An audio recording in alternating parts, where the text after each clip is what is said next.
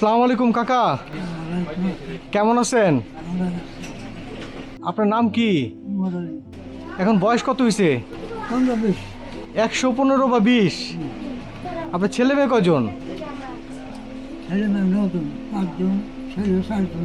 9 জন।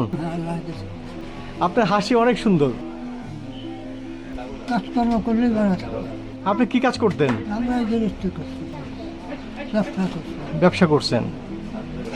আপনার ছবি তুলি আমি দুইটা, অসুবিধা নাই তো?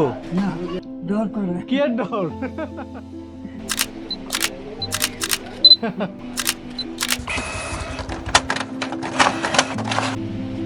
এই যে মাত্র যে ছবি তুললাম,